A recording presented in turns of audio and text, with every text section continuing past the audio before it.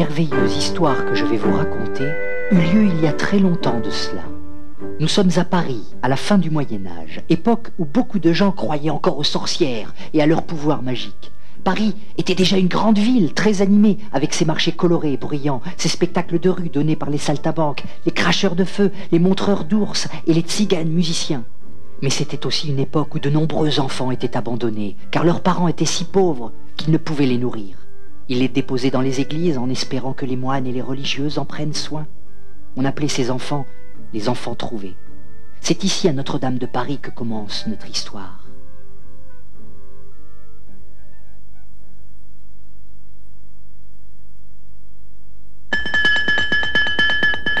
Sœur Marguerite de la Trinité et Sœur Angélique arrivèrent à la porte, et là...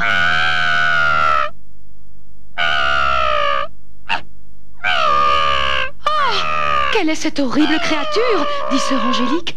J'ai pourtant vu des centaines de bébés, mais je n'en ai jamais vu d'aussi laid. C'est peut-être le fils du diable.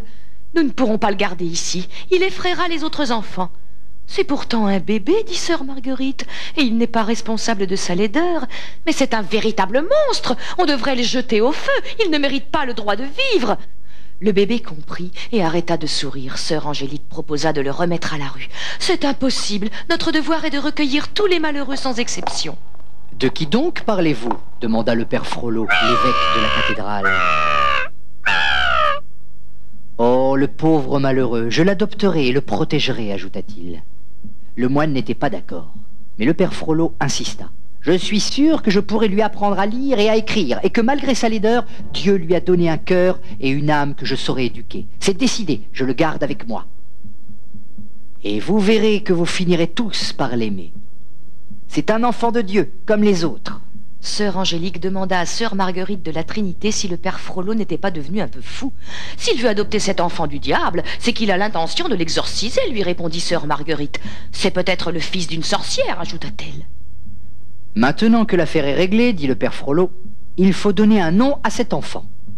Je vais l'appeler Quasimodo. Qu'en dites-vous, mes chères sœurs ? » Quasimodo ?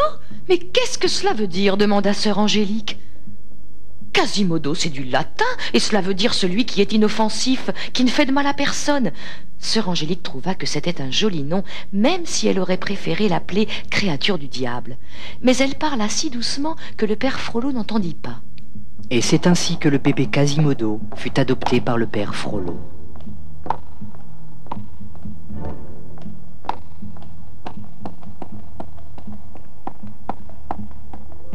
Plusieurs années passèrent et Quasimodo grandit à l'abri des regards, dans le clocher de Notre-Dame.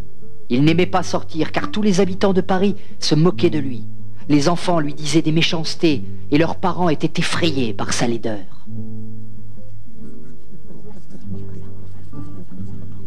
Si j'étais l'évêque, je ne pourrais pas le regarder, dit un passant sur le parvis. Et une dame ajouta, il devrait enfermer Quasimodo dans le clocher. C'est une honte de le laisser sortir dans la rue. À chaque fois que je le vois, j'ai des cauchemars pendant une semaine. Chaque fois que Quasimodo entendait ces paroles cruelles, son cœur explosait de chagrin et de tristesse. Pourquoi les gens ne m'aiment-ils pas ? Je ne fais rien de mal, pensait-il. Et quand le père Frollo n'avait plus besoin de lui, Quasimodo se réfugiait dans le clocher. Il avait appris à sonner les cloches pour annoncer les messes, les mariages, les baptêmes et les enterrements. Et Quasimodo parlait à ses cloches comme à des amis. « Hé hé, tu es ma préférée, ma petite Marie. Oh, mais ne sois pas fâchée, Jacqueline. La musique que tu fais est aussi belle que celle que fait Marie. Toi aussi, je t'aime. Vous êtes mes seuls amis. Et vous, au moins, vous n'avez pas peur de moi et vous me chantez de jolies chansons. » Et les cloches lui répondaient gentiment. Et plus le temps passait, plus les cloches de la cathédrale sonnaient merveilleusement bien. Pour le féliciter, le père Frollo nomma officiellement Quasimodo responsable du clocher. Les habitants de Paris avaient beau ne pas aimer le pauvre Quasimodo, ils reconnaissaient que celui-ci était un excellent sonneur de cloches. Ils savaient que Quasimodo était devenu presque sourd à cause du bruit, mais ils se moquaient quand même de lui.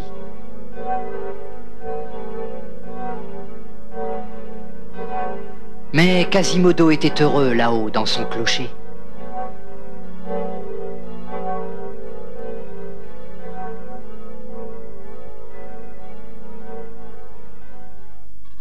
Le temps passa, et Quasimodo eut bientôt 20 ans.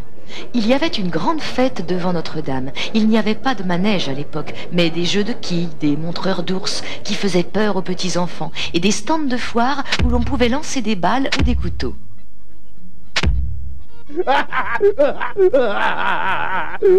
Il y avait aussi des poètes, comme Pierre Gringoire, qui récitaient leurs poèmes dans la rue. Comme il n'y avait ni théâtre ni télévision, les gens aimaient la poésie. Mais tout le monde n'aimait pas les poèmes de Pierre Gringoire. « Qu'est-ce que tu nous racontes là?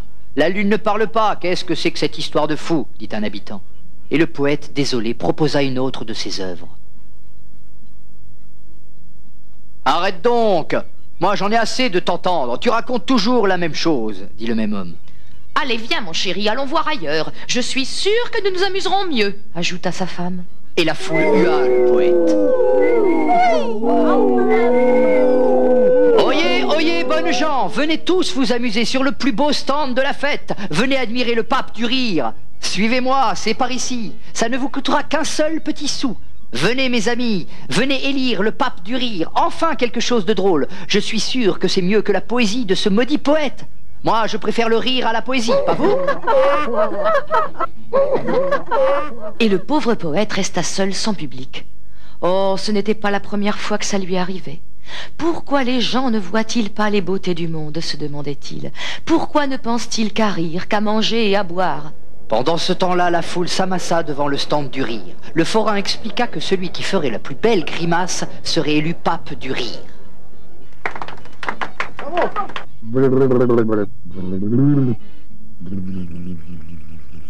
Ah, je l'ai reconnu, c'est Maître Dubois. Son nez est encore plus rouge que d'habitude à cause de la bière qu'il a dû boire.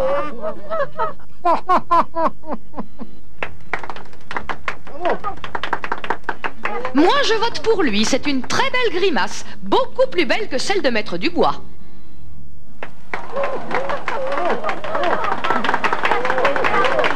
C'est lui le vainqueur. Voici la plus belle grimace que je n'ai jamais vue. Il ferait peur au diable lui-même. Oui, c'est lui le pape du rire. Je n'ai jamais vu une horreur pareille, répondit sa femme. Quasimodo était heureux. Tout le monde l'avait élu pape. Même sœur Marguerite et sœur Angélique avaient beaucoup ri. Et pourtant, elles ne riaient jamais. Mais la foule reconnut Quasimodo. Maître Jacques cria au scandale. Il n'a pas fait de grimace. Il ne sera pas élu pape, puisque son visage est toujours une grimace. Mais le pauvre Quasimodo ne comprenait rien. Oh, et puis après tout, pourquoi pas? Continua Maître Jacques. La femme de Maître Jacques insista pour que Quasimodo soit élu. Il était tellement laid, mais il avait l'air si content. Et en effet, Quasimodo n'avait jamais été aussi heureux de toute sa vie. Il pensait que les gens l'avaient enfin accepté tel qu'il était. Puis le forain invita la foule à promener le pape du rire dans la ville et à aller en place de grève, comme était la tradition. Et tous s'en furent dans la joie et la bonne humeur.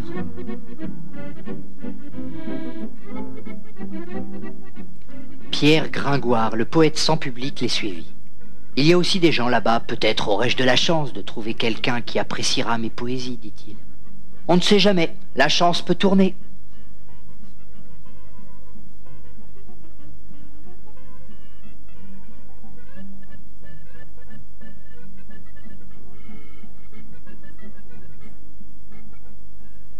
Et sur la place de grève, une belle jeune tzigane dansait. « Ce qu'elle est belle, dit Quasimodo. Pierre Gringoire aussi la trouva très belle.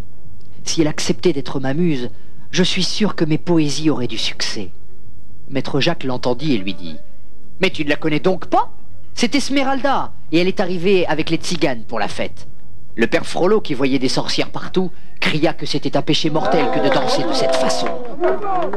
Mais Esmeralda n'entendit pas. Elle continua son spectacle. Elle appela Djali, sa chèvre savante. Elle la présenta au public, étonnée de savoir ce que cela pouvait bien dire. Djali, quelle heure est-il? Demanda Esmeralda.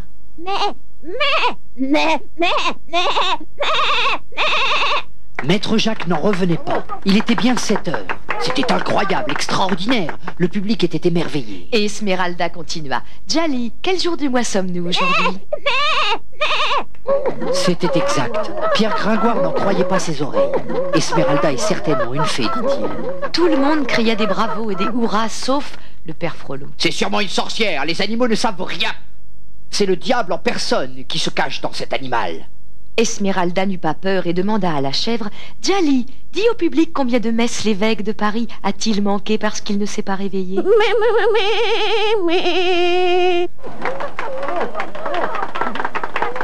Et maître Jacques, qui avait beaucoup d'humour, s'écria: « Quand je pense qu'il nous sermonne et qu'il nous gronde quand nous manquons nous aussi une messe. » « Notre évêque est aussi paresseux que nous !» ajouta la femme de maître Jacques. Et Quasimodo éclata de rire, parce qu'il voyait que tout le monde riait. « Je ne comprends pas comment on puisse se moquer de la sorte de notre cher évêque, dit sœur Marguerite. » « Vous avez raison, c'est un sacrilège inadmissible, répondit l'évêque. Et je vais y mettre fin. Je vous interdis de rester dans cette ville, et n'y remettez jamais plus les pieds, sinon vous aurez affaire à moi. » Le père Frollo était furieux, mais Esmeralda ne fut pas impressionnée. « Vous avez entendu, braves gens de Paris, il nous faut partir. Mais si notre spectacle vous a plu, jetez donc un sou dans notre corbeille. »« Viens ici, ma jolie biquette, cria maître Jacques. »« Oh, ce qu'elle est intelligente! Je la prendrai bien chez moi, dit la femme de maître Jacques. » Et Djali remercia tout le monde. « Sorcière !» hurla l'évêque à Esmeralda. « Tu ne sais donc pas que c'est un péché de tromper les gens de la sorte? Tu as ensorcelé la chèvre, car aucun animal ne comprend les paroles des hommes. Tu es la fille de Satan. Va des rétros, va des rétros !»« Laissez-moi tranquille, répondit calmement Esmeralda. Allez, viens, Djali. »« Et je t'interdis de continuer ton spectacle ici, continua l'évêque. » Mais Esmeralda ne lui prêta plus attention. Elle s'avança vers Pierre en lui demandant s'il avait apprécié son spectacle. « J'eus aimé vous donner une piécette, mais je n'ai que mes mots pour chanter votre beauté. Car je ne suis qu'un pauvre poète, lui dit Pierre, qui ne parlait qu'en poésie. Ce qui amusa beaucoup Esmeralda. « Veux-tu disparaître d'ici, oiseau de mauvais augure » cria la vieille femme. Esmeralda poussa un cri. « Allons, n'aie pas peur, la rassura Pierre. Elle n'est pas si méchante que ça. Elle a très peur des tziganes, car ils lui ont volé son seul enfant, il y a une 20aine d'années. La pauvre femme a dépensé toute sa fortune pour le retrouver, mais sans succès. Et maintenant, elle est tellement pauvre qu'elle vit dans cette cave. » C'était une bien triste histoire, et Esmeralda en avait le cœur tout retourné. « Oh, pauvre femme, dit-elle. »« Oui, elle est à plaindre, répondit Pierre. Mais regarde donc qui vient nous voir. C'est Quasimodo, notre sonneur de cloche. » Esmeralda eut du mal à cacher sa surprise, mais elle lui demanda ce qu'il lui voulait. « Mademoiselle, je vous ferai aucun mal, n'ayez pas peur de moi. Je veux juste connaître votre nom. » articula-t-il avec difficulté, car il était très ému. « Je veux juste connaître votre nom. Allez, n'ayez pas peur de moi. » Esmeralda lui répondit gentiment. « Il ne t'entend pas, il est sourd, lui dit Pierre. Articule lentement et il comprendra. »« Esmeralda. Esmeralda.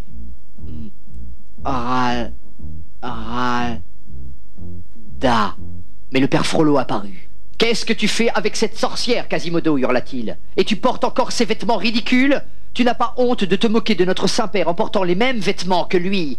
Va vite les enlever et retourne dans ton clocher. C'est bientôt l'heure de la messe du soir. Alors ne perds plus de temps à fanfaronner. » Quasimodo se mit à trembler de peur, mais il répondit « Oui, maître », et il s'en alla tristement. Il ne voulait pas désobéir à l'évêque, car il savait tout ce qu'il avait fait pour lui. Et il l'aimait beaucoup. Esmeralda demanda à Pierre qui était ce prêtre qui l'avait chassé de la ville. « C'est l'évêque de Notre-Dame. C'est lui qui a recueilli Quasimodo que l'on avait abandonné dans la cathédrale. »« Il m'a traité de sorcière tout à l'heure. Ce n'est pas vrai, ajouta-t-elle. »« Je sais que ce n'est pas vrai, mais tu vois, nous vivons une époque difficile. Et il suffit souvent qu'une jeune femme soit belle comme tu l'es pour qu'on la traite de sorcière. »« Moi, je suis sûre que c'en est une. Fais bien attention à toi, Pierre Gringoire. »« Viens, Djali, dit Esmeralda. Les gens sont trop méchants pour que nous restions ici. »« Reste encore un peu, j'ai tellement plaisir à te regarder, répondit Pierre. »« Non, monsieur le poète, il est fort tard. » Et Esmeralda s'en fut. « Adieu, Esmeralda. Que les étoiles du ciel te protègent et que la lune veille sur ton cœur qui a parlé d'amour au mien, dit le poète.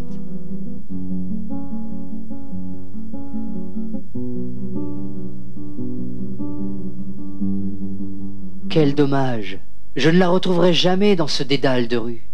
Pierre était triste. Il avait trouvé l'amour, mais l'amour avait disparu à ses yeux. Un sou, donnez-moi un sou, joli monsieur, lui dit le mendiant.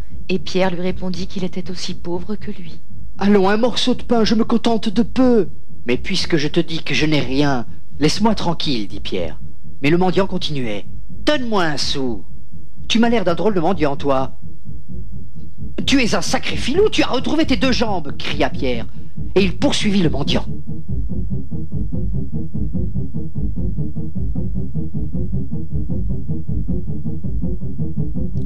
Mais où suis-je donc? Je n'ai jamais vu cet endroit. Qu'est-ce que c'est que tous ces gens?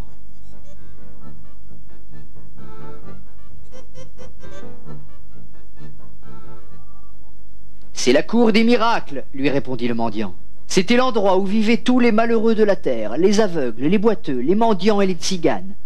Pierre n'avait jamais vu un tel spectacle. Il n'avait jamais vu d'aussi près la misère et les miséreux, lui qui ne vivait que dans le monde de la poésie. « Et nous avons aussi un roi, le savais-tu » dit le mendiant. Une vieille femme demanda si ce jeune homme bien vêtu était le fils de maître Jacques. « Qui es-tu » lui dit le roi de la cour des miracles. « Tu ressembles à un bourgeois, mais pas à un de chez nous. Hein? Qu'as-tu à dire pour ta défense ?»« Pour ma défense ? Mais je ne suis pas votre prisonnier, répondit Pierre, qui ne comprenait plus rien. Tu es dans notre royaume, lui dit le roi. Quel droit as-tu de venir nous déranger? Es-tu seulement un mendiant? Aveugle, estropié, miséreux, hein? Rien de tout cela, non. Je suis poète et écrivain. Et je m'appelle Pierre Gringoire. Un poète, un écrivain. C'est ça, oui. Je suis même sûr que tu es un mauvais poète. Pierre ne savait pas s'il se fâchait ou pas. Il commençait à prendre peur. Le roi de la cour des miracles n'avait pas l'air de plaisanter. Pour rester parmi sa cour, il me faut aller mendier ou voler. Et si je refuse, eh bien, je serai pendu haut et court. Je ferai tout pour sauver ma tête et je deviendrai mendiant, bien volontiers. Alors jure-le. J'entre dans le monde des mendiants de tout mon cœur et de plein gré. Vas-y, jure-le sur la sainte bouteille. Je le jure, dit Pierre. Et je ferai un nomade toute ma vie. Un nomade ? Je le suis déjà, je n'ai ni argent ni maison et je cours le monde avec ma poésie. Maintenant tu vas nous donner la preuve que tu nous appartiens, dit le roi de la cour des miracles. Qu'on lui apporte le pendu. Pierre se demandait ce que tout cela voulait dire. On allait lui apporter un pendu. Ah, j'ai eu peur qu'il soit vrai, dit-il. Et le roi de la cour des miracles lui expliqua qu'il y avait une bourse avec des pièces d'or dans la veste du pendu, et que Pierre devait la prendre sans faire bouger la clochette. Si elle sonnait, il perdrait la vie. Et si elle ne sonnait pas, il serait accepté dans leur royaume. Pierre n'avait guère le choix. Alors ma vie dépend d'une clochette? J'espère que le ciel me protégera, dit-il. Allez, c'est facile, c'est le pendu qui te protégera, dit le mendiant. Et Pierre s'exécuta.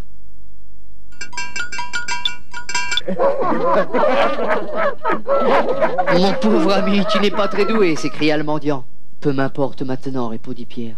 Mais il ne s'attendait pas à ce que le roi ajoute. Attendez, attendez, j'ai oublié quelque chose. Et s'il y a parmi les femmes de mon royaume une femme qui veut bien de lui, qu'elle le fasse savoir. Et enfin qu'elle le prenne pour mari. Et ainsi il aura la vie sauve. Le pauvre poète n'en croyait pas ses oreilles, et il murmura. Je préfère encore mieux qu'on me pende. Alors, personne ne veut de lui? Cria le roi à son peuple. Il est beaucoup trop maigre pour moi. Alors, personne ne veut de toi, pauvre poète. Ce n'est vraiment pas ton jour de chance aujourd'hui, dit le roi. Et le pauvre poète se résolut à mourir. Le roi compta jusqu'à 3. Et à ce moment-là, Esmeralda vient d'arriver avec Djali, s'écria le vieux mendiant.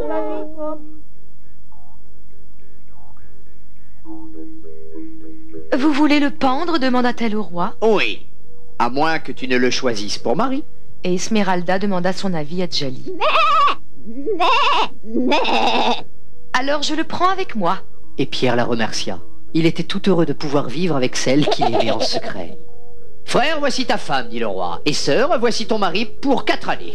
Vous pouvez partir maintenant. Quant à la chèvre, j'espère qu'elle a fait le bon choix. Et tout le monde rit de bon cœur. Tu m'as sauvé la vie, Esmeralda. Mais je voudrais savoir pourquoi tu m'as choisi, demanda Pierre.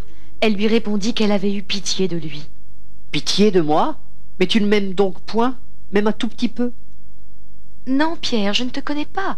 Comment pourrais-je t'aimer sans te connaître? Alors, faisons connaissance. Raconte-moi d'où tu viens. Mais Esmeralda ne savait pas d'où elle venait. Elle qui avait parcouru de nombreux pays avec ses amis tziganes, elle ne connaissait pas ses parents. Le seul souvenir qu'elle avait de son enfance était un talisman qu'elle gardait précieusement au fond de sa poche. Mais personne d'autre qu'elle ne devait le regarder, car il perdrait son pouvoir. Pierre lui demanda si elle voulait bien le garder avec elle et Djali.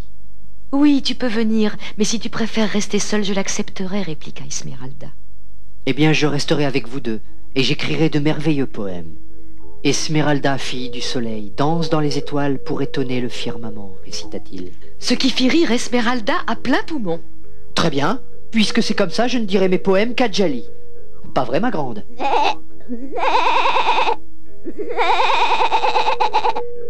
Et ils allèrent se reposer sous la nuit étoilée.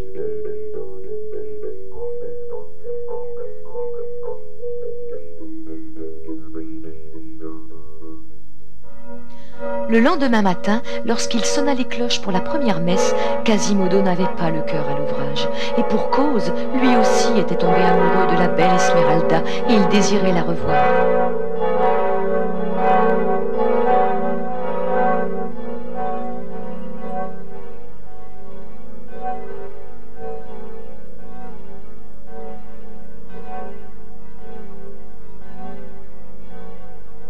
Il s'approcha de Marie, sa cloche préférée, pour lui dire « Ne sois pas fâché, je vais m'absenter quelques heures pour aller voir danser Esmeralda.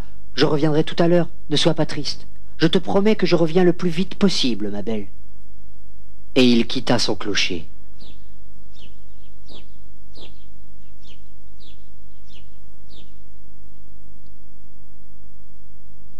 Quasimodo !» cria sœur Marguerite de la Trinité. « Mais où vas-tu » Quasimodo ne répondit pas. Il s'approcha de maître Jacques et le salua poliment. Et madame Jacotte hurla de peur en voyant ce monstre. Oh, pauvre Quasimodo, personne ne l'aimait alors qu'il était si poli, si gentil comme le lui avait appris le père Frollo. Lorsque Quasimodo fut entouré par les soldats de la garde de l'évêque, il trembla de peur. Le procureur prit la parole et lui dit « Tu n'as pas le droit de sortir de ton clocher, tu fais peur à tout le monde. Pour ta peine, tu recevras en punition 20 coups de fouet. » Le pauvre Quasimodo ne comprenait rien à ce qui se passait. « Qu'on l'emmène sur la place de grève afin que tout le monde sache à quoi il s'expose quand on désobéit à la loi. Ce sera un spectacle encore plus beau que celui des tziganes, dit-il. » Et tout le monde se moqua du pauvre Quasimodo.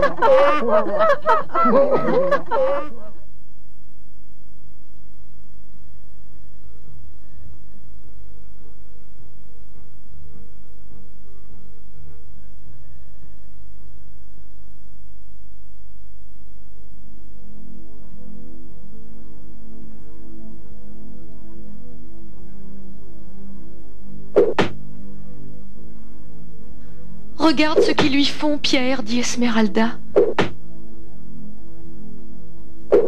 Ah, ah, il a bien mérité, dit maître Jacques. »« Oui, il n'avait qu'à pas nous faire peur, ajouta sa femme. Et Quasimodo ne comprenait toujours pas pourquoi il était fouetté ainsi. »« De l'eau, demanda-t-il en tremblant de douleur. Esmeralda trouvait que les gens étaient bien cruels de ne pas lui donner à boire, et elle partit lui en chercher. « De l'eau. » « Voici de l'eau pour toi, Quasimodo, lui dit-elle. Tiens, bois. »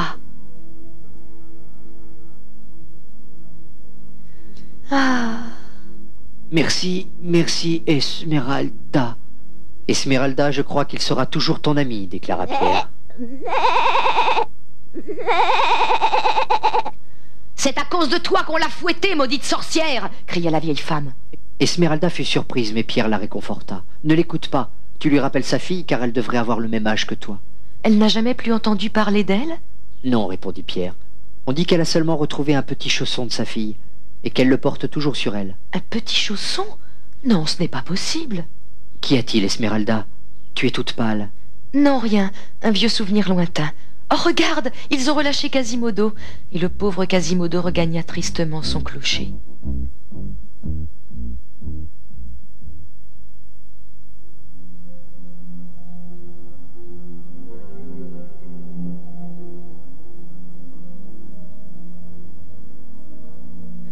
Le lendemain, Quasimodo ne quitta pas la cathédrale. Il regardait la ville depuis la balustrade, cherchant désespérément des yeux la belle Esmeralda. Ce n'est que 2 jours plus tard qu'il la vit arriver sur le parvis de Notre-Dame, et son cœur battait la chamade.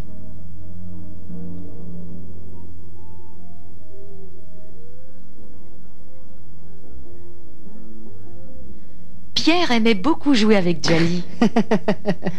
Quasimodo était tellement heureux qu'il sonna les cloches alors que ce n'était pas l'heure de la messe.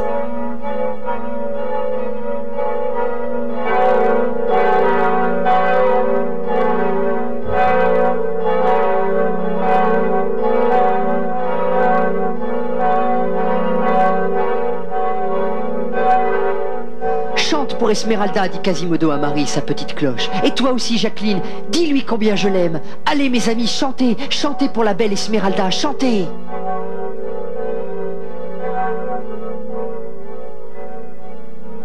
Je crois bien que Quasimodo fait sonner les cloches pour toi, Esmeralda.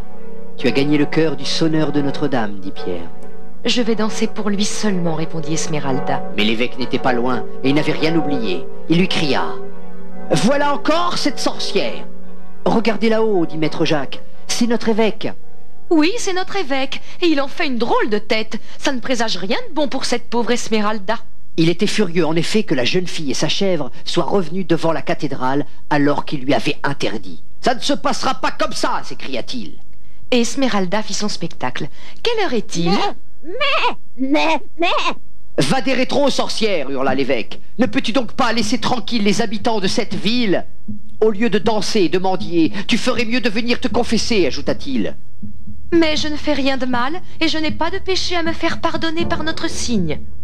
Sorcière, tu as ensorcelé cette chèvre, et je t'avais prévenu. Tu ne peux pas le nier, il y a des témoins qui m'ont entendu. Et Djali, elle aussi, l'entendit. Je te demande une dernière fois de partir, sinon il pourrait t'en coûter cher. Esmeralda s'approcha de Djali et lui dit qu'elle devait quitter cette ville où personne ne les aimait.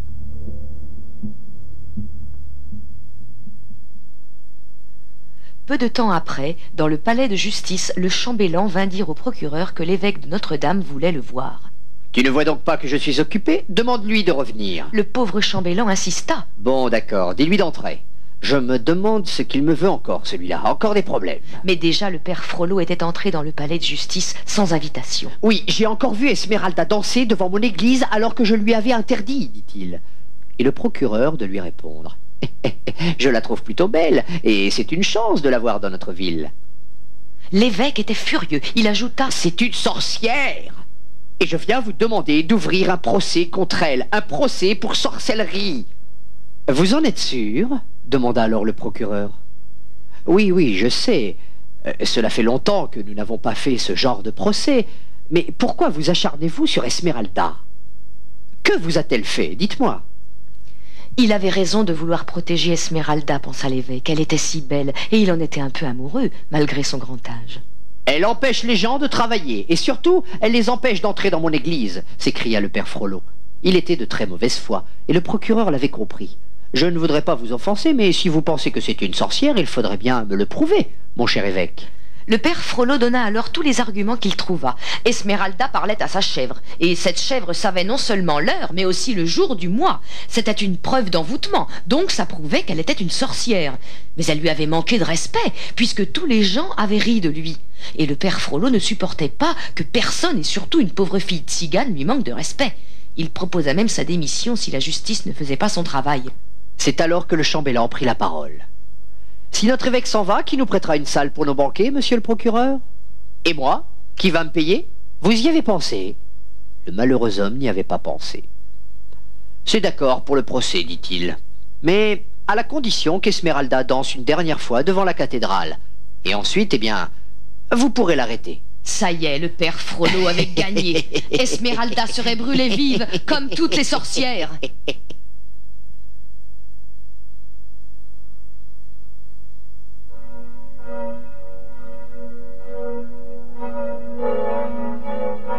Tu entends, Pierre? Quasimodo me demande de danser une dernière fois avant de partir. Et toi, Djali, prépare-toi à faire une dernière démonstration de ton savoir. Bonnes gens, que la fête commence, dit le capitaine des gardes. Excusez-nous, mais nous n'avons jamais vu danser une tzigane. Est-ce que vous êtes d'accord pour que l'on reste? Demanda un des soldats. Et comme le capitaine adorait lui aussi Esmeralda, il accepta que ses soldats puissent voir le spectacle.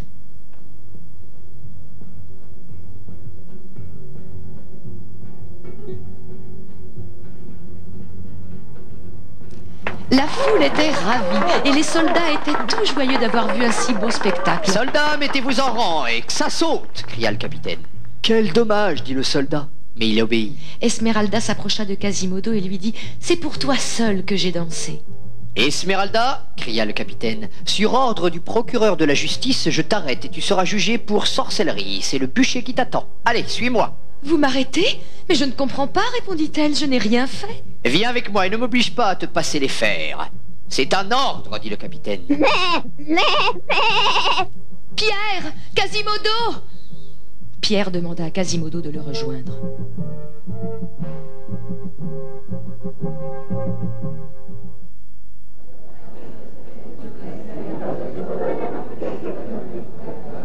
Silence, silence, ou je fais évacuer la salle. Le procès va commencer. Esmeralda, tu es accusée de pratique de sorcellerie car tu as ensorcelé une chèvre contre sa volonté, et cela mérite le bûcher. Tu as entendu, Quasimodo? Non seulement Esmeralda est accusée d'être une sorcière, mais Djali, la pauvre Djali aussi. Je me demande bien qui peut croire une chose pareille. Le procureur fit appel à un témoin. Il appela donc sœur Marguerite de la Trinité à la barre en lui demandant de dire toute la vérité et rien que la vérité. Oh, votre honneur, depuis qu'elle est arrivée en ville, cette femme a ensorcelé tous les habitants. Ils ne pensent plus qu'à la regarder danser au lieu d'aller travailler. De plus, si je puis me permettre, elle travaille avec un animal, une chèvre qui répond à ses questions. Et ce qui est le plus grave, votre honneur, c'est qu'elle s'est moquée en public de notre bon évêque et qu'elle a ensorcelé encore une fois les habitants qui se sont aussi moqués du père Frollo. Cela prouve bien qu'elle est possédée par le diable ou quelque démon satanique. Le procureur prit ensuite la parole pour demander qu'on fasse entrer la chèvre, puisqu'il désirait l'interroger. Lorsqu'il entendit ça, Pierre eut envie de rire. Depuis quand interroge-t-on les chèvres? On fit donc entrer la pauvre Djali, qui était bien décidée à défendre sa maîtresse. Tout le monde fut surpris. Commençons l'interrogatoire de la chèvre. Quelle heure est-il, hein? Demanda le procureur. C'est exact, il est 3 heures. Mais le procureur trouva qu'il était impossible qu'un animal puisse savoir l'heure. C'est bien de la sorcellerie, s'écria-t-il. Esmeralda expliqua que sa chèvre n'était pas ensorcelée, qu'elle lui avait appris à lire l'heure. Ça paraissait bizarre, mais c'était comme ça. C'est une réponse logique, répondit le procureur. Continuons l'interrogatoire. Petite chèvre, dis-nous comment parle l'évêque de Notre-Dame. Pierre cria à Djali qu'elle n'était pas en train de faire un spectacle, qu'elle était à un procès de sorcellerie et que c'était très grave et qu'elle risquait sa vie. Il n'y a plus aucun doute, dit le procureur. Cette fille est une sorcière et c'est le diable lui-même qui est dans la peau de cette chose. La foule retenait son souffle, mais Esmeralda ne cacha pas sa colère. Non, je ne suis pas une sorcière et Djali n'est pas le diable. Je sais que j'ai eu tort de répondre à monseigneur l'évêque, mais je ne voulais pas lui faire de peine. Pardonnez-moi, monseigneur, cria-t-elle. Je regrette de vous avoir offensé. Le procureur demanda au père Frollo s'il voulait pardonner la jeune femme. Mais celui-ci ne répondit même pas. C'est une sorcière, je l'ai vue, cria madame Jacotte. La cour de justice déclare que la sorcière et sa bête savante seront mises à mort. Elles seront brûlées sur la place de Grève dans 3 jours. Puisque le jugement est donné, le procès est clos, dit encore le procureur. La séance est levée. C'est sûrement un mauvais rêve, déclara Esmeralda. Et le père Frollo se contenta de rire. Il avait gagné.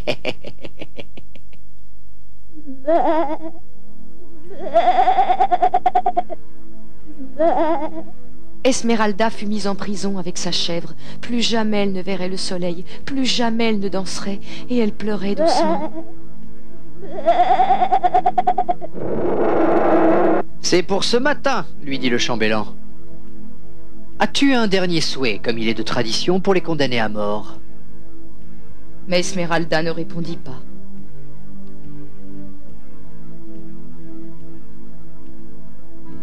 Pauvre jeune fille, pourquoi a-t-il fallu que tu tiennes tête au père Frollo, dit-il. Tu ne savais donc pas que c'était le pire des persécuteurs de sorcières que Paris n'ait jamais connu, Esmeralda? Et pourquoi Djali doit aussi être tué? Parce que c'est la volonté de Dieu, répondit le chambellan.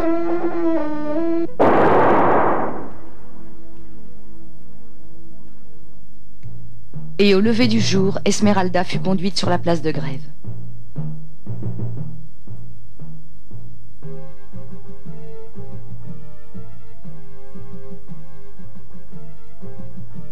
Toute la population était présente et tous admiraient le courage et le silence d'Esmeralda. Qu'elle est belle, dit maître Jacques. La malheureuse pleura sa femme. Et le père Frollo s'approcha pour lui donner sa bénédiction. Pas vous, dit-elle. Pour la dernière fois, avoue que tu es une sorcière et tu seras pardonné. C'est vous le sorcier, moi je n'ai rien fait. Alors, tu mourras. C'est la volonté de Dieu. Ainsi parla l'évêque.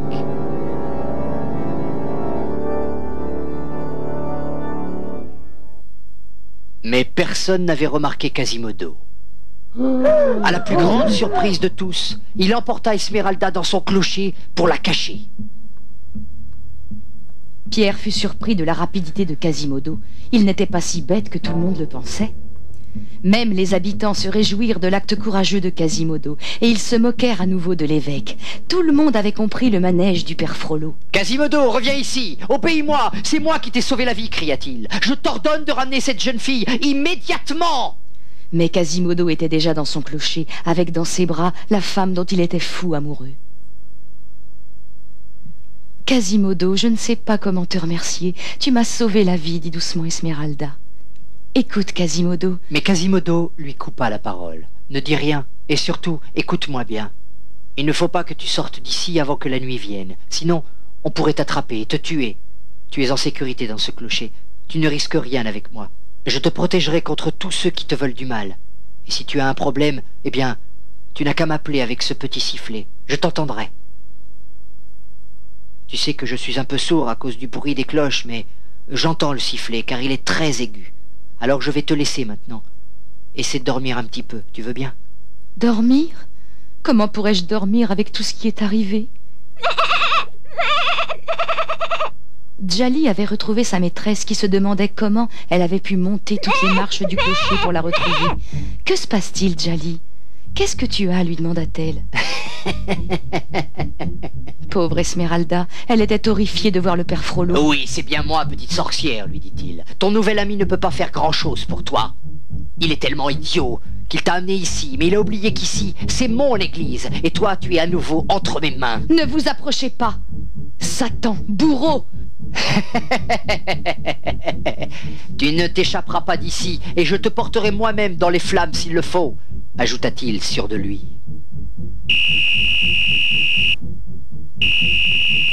Quasimodo voulut parler à l'évêque, mais celui-ci lui cria que ça ne le regardait pas et qu'il devait sortir d'ici immédiatement. Le sang de Quasimodo ne fit qu'un tour.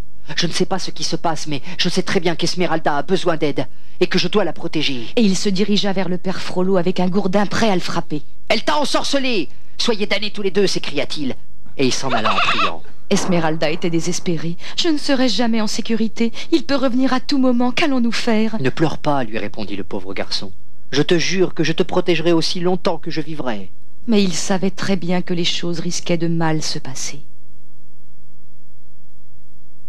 Le père Frollo récitait toujours sa prière contre le diable et les démons pour s'en protéger. Il n'avait jamais été aussi furieux, et il appela le frère Augustinus, et ses hurlements résonnèrent dans toute la cathédrale. Le pauvre frère était terrorisé. « Cette sorcière a trouvé refuge dans ma cathédrale. C'est une profanation ignominieuse. C'est une violation de notre très sainte mère l'Église. » Sœur Marguerite de la Trinité, révoltée, ne comprenait pas comment le diable pouvait être aussi culotté pour être entré dans l'église. « Esmeralda a ensorcelé notre pauvre Quasimodo, et ça je ne pourrais pas le supporter, dit l'évêque. C'est une honte, un scandale pour notre sainte Église. » Oui, une honte, un scandale, pleura presque la vieille religieuse. « Qu'est-ce qui nous empêche d'emmener nous-mêmes Esmeralda à son bourreau pour qu'il la brûle ?» demanda frère Augustinus. « Quasimodo l'empêchera. Il aime cette fille du diable encore plus que ses cloches. » Cette réponse fit suffoquer sœur Angélique, mais l'évêque avait solution à tout. Il demanda à frère Augustinus d'aller chercher les amis d'Esmeralda à la cour des miracles pour qu'ils viennent faire diversion. Pendant que Quasimodo essaierait de les repousser, l'évêque irait dans le clocher et ramènerait Esmeralda à son bourreau. Notre cher père Frollo est un homme de génie, pensa frère Augustinus en se dirigeant vers la cour des miracles.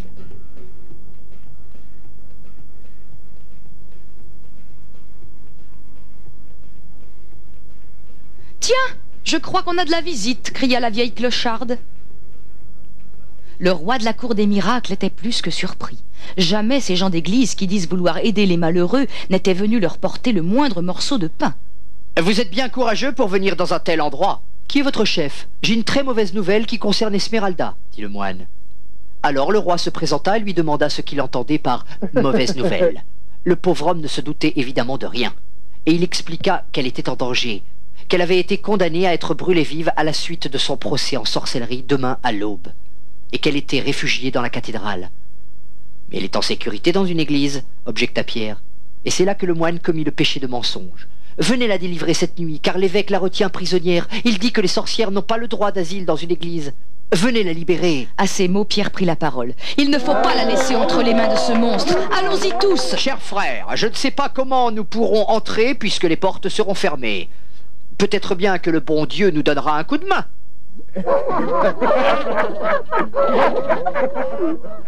À la nuit tombée, les mendiants et les tziganes se mirent en route, armés de tout ce qui leur était tombé sous la main pour libérer leur princesse Esmeralda.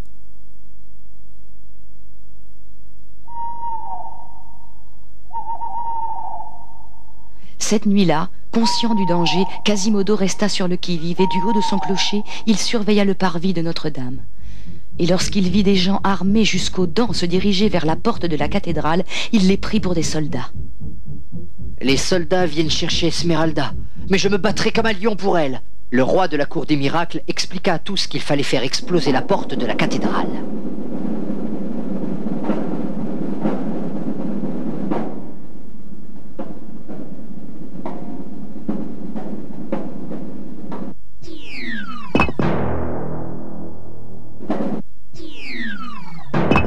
Mais je n'ai jamais vu une pluie de pierres de ma vie, dit le vieux mendiant. Le moine ne nous avait pas dit que les soldats étaient là-haut, dit le roi. On les aura tous, cria le mendiant. C'est Quasimodo, cria Pierre. Il doit croire que nous sommes des soldats. Quasimodo, Quasimodo, c'est nous. Il ne t'entend pas, il est sourd comme un pot, dit le roi de la cour des miracles. Et le vieux mendiant, qui était lui aussi à moitié sourd, comprit qu'il n'y avait qu'un seul soldat dans le clocher. « À l'attaque, mes amis !» dit le roi.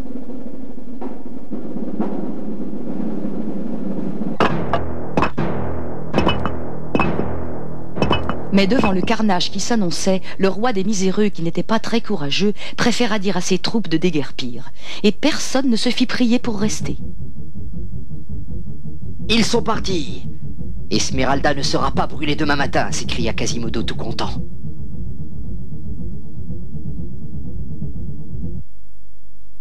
Pendant ce temps-là, Esmeralda et Djali commençaient à s'impatienter. « Tu as entendu tout ce bruit ? J'ai bien l'impression que les soldats sont en train de monter dans le clocher pour me chercher. Oh, j'ai si peur. Ça y est, ils entrent. » Alors, petite sorcière, tu ne t'attendais pas à me voir, hein ? Lui dit-il. Figure-toi que ton cher ami est en train de se battre contre tes amis qu'il prend pour des soldats. Quasimodo est un imbécile. Il n'a pas assez de jugeote pour comprendre que c'est moi qui ai organisé cette diversion. Qu'est-ce que tu en penses, dis-moi? C'était une bonne idée, n'est-ce pas? Moi, je trouve qu'elle est excellente. Allez, viens, sorcière.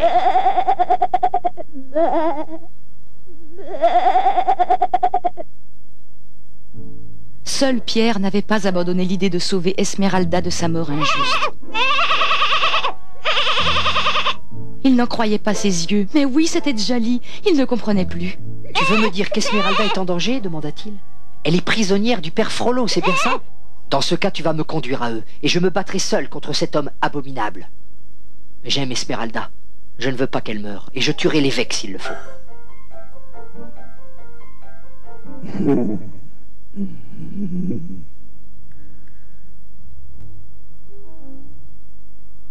Tu vois, sorcière, avec ça, tu mourras plus vite qu'avec le feu. C'est ma dernière invention et Quasimodo ne viendra pas te chercher ici. Je vais en finir avec toi. Esmeralda était sûre qu'il la trouverait. Cela n'impressionna pas l'évêque. Avoue que tu es une sorcière. Je n'en suis pas une, dit-elle. Tu mens et tu seras puni pour ce mensonge, lui répondit l'évêque. Et ce sera la mort. Elle paiera pour tous les crimes de ses frères, cria la femme à l'enfant volé. Le père Frollo fut surpris de l'entendre, mais il lui demanda de bien vouloir surveiller cette sorcière pendant qu'il irait chercher les soldats.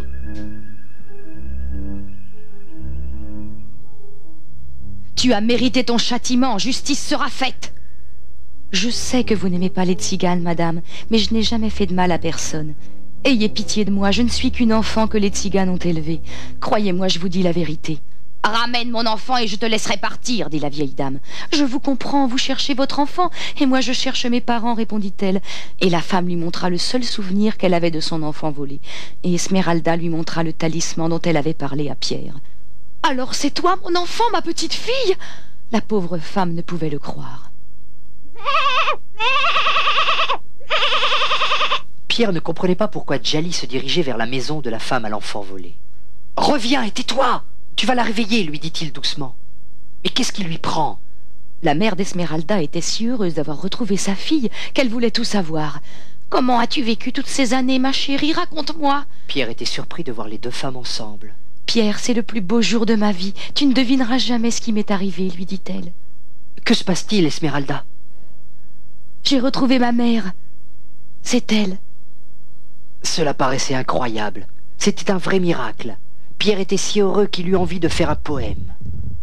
Mais lorsque les sabots des chevaux se firent entendre, la joie de tous se transforma en peur. « Sauvez-vous, ma chère maman, je mourrai le cœur heureux !» Mais la vieille dame ne voulait pas que sa fille, à peine retrouvée, disparaisse à jamais. « C'est moi qui mourrai à ta place, » répondit la mère. Il fallait faire vite. Pierre dut l'appeler à plusieurs reprises. Il n'avait pas de temps à perdre. « Viens, Esmeralda, viens !»« Sauve-toi, mon enfant, et surtout ne reviens jamais à Paris, dit la vieille femme à l'enfant retrouvé. Je veux que tu saches que je t'ai toujours aimé. Et Esmeralda s'en alla le cœur gros.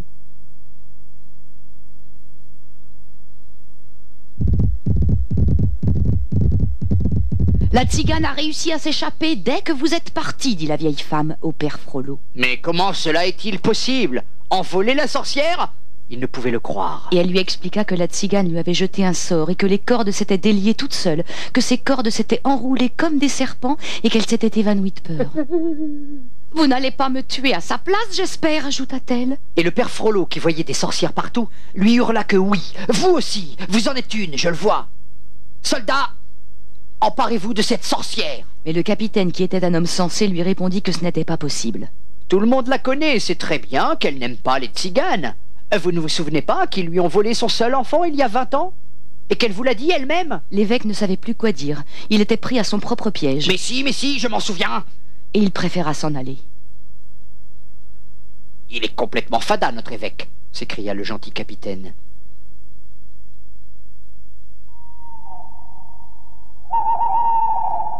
Quasimodo avait versé des larmes de désespoir toute la nuit lorsqu'il avait découvert le clocher vide. Il pleurait Esmeralda. Esmeralda, où es-tu? Il avait beau chercher partout dans la cathédrale dont il connaissait les moindres recoins, il ne la trouva pas. Esmeralda! Esmeralda! Où es-tu?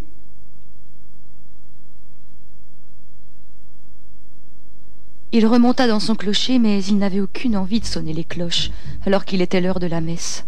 Le père Frollo n'avait pas oublié l'heure. Ah, ce maudit garçon! Enfin, qu'est-ce qu'il fabrique encore? C'est l'heure de sonner la messe! Au travail! Tu dois m'obéir quand je te demande quelque chose, cria-t-il. Mais Esmeralda, où est-elle? Elle est partie, répondit-il. Combien de fois faut-il que je te le répète? Et même si je te le disais 100 fois, tu ne comprendrais rien. Tu es sourd comme un pot. Devant le rire de l'évêque, Quasimodo se fâcha. Qu'est-ce que tu lui as fait? Où est-elle? Tu l'as tuée. Je sais que tu l'as tuée, cria-t-il. Et l'évêque bascula dans le vide.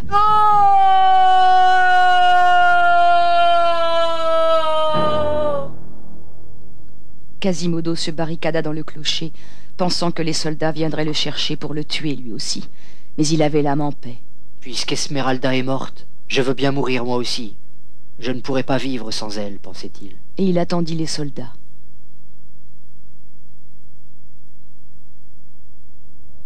Quasimodo s'enchaîna lui-même là où Esmeralda avait été enchaînée avant de disparaître.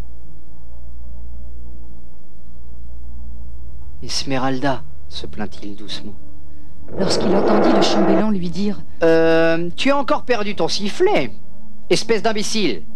Quasimodo comprit qu'Esmeralda était en vie. « Ouais, je vais pouvoir la revoir, comme je suis heureux, Esmeralda !» Il regardait son sifflet comme un trésor. Elle était sauvée. Et il resta dans son clocher toute la journée, le sifflet à la main, en pensant à sa princesse tzigane. Après leur retrouvaille, Quasimodo, Esmeralda, Pierre et Djali quittèrent Paris. Ils emmenèrent avec eux la mère d'Esmeralda et ils vécurent très heureux. Si vous connaissez la cathédrale de Notre-Dame de Paris, vous avez sûrement entendu sonner les cloches. Mais elles ne sonnent pas aussi bien qu'à l'époque où Quasimodo leur parlait si gentiment. Mais il y reviendra, peut-être, un jour.